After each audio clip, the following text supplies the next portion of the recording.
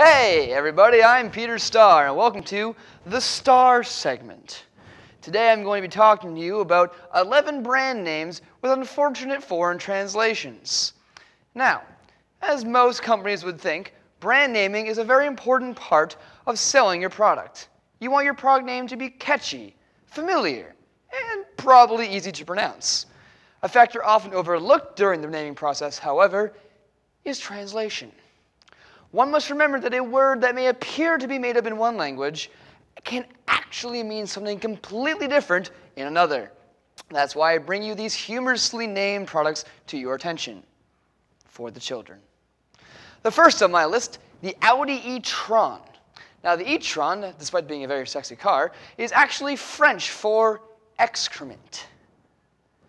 You'd think at least a few Germans would have learned French all those times they invaded those stuck-up baguette munchers, but that's not the point. Anyways, number 2 on my list, the television streaming website Hulu actually translates to a multitude of words.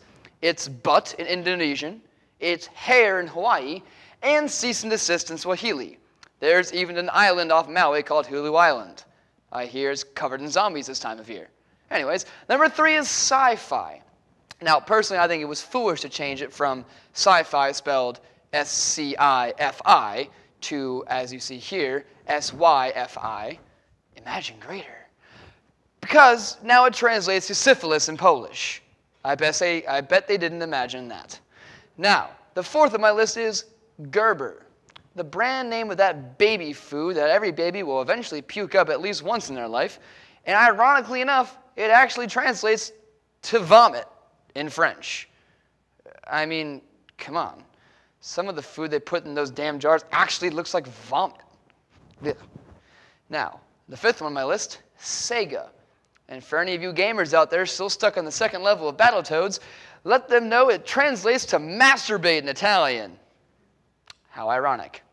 The Sega Saturn translates to masturbate to a cock ring, and if you say Sega CD really fast, it actually means wisdom and sound judgment. 2 things you probably don't have when you're spiking your controller at your TV after you lose all your rings in Sonic. But I digress. Number 6 on my list is Mensa, the supposedly genius group of people who decide what is and what is not smart in the world. Well, way to go, geniuses, for Mensa is translated to a stupid female in Spanish. And seeing as how Spanish is a common language, how do you not check that translation? You retarded people. Anyways, number 7.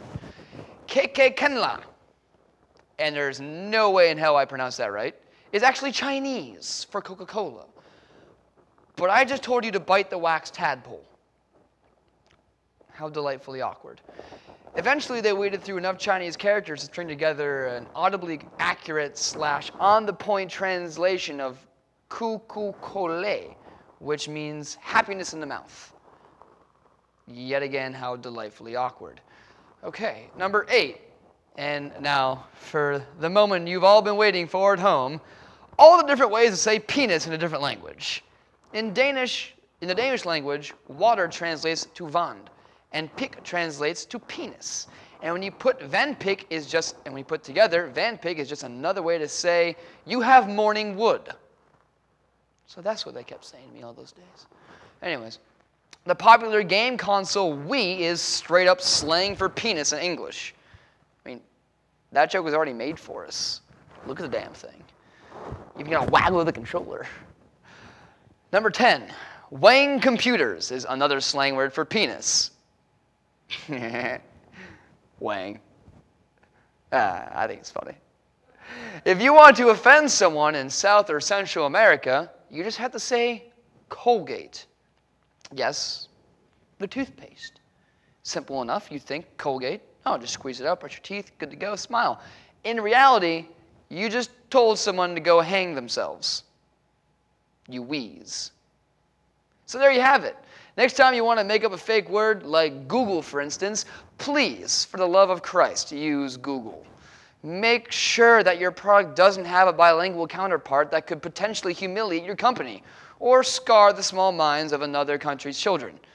Again, please, think of the children. This has been the Starr Segment.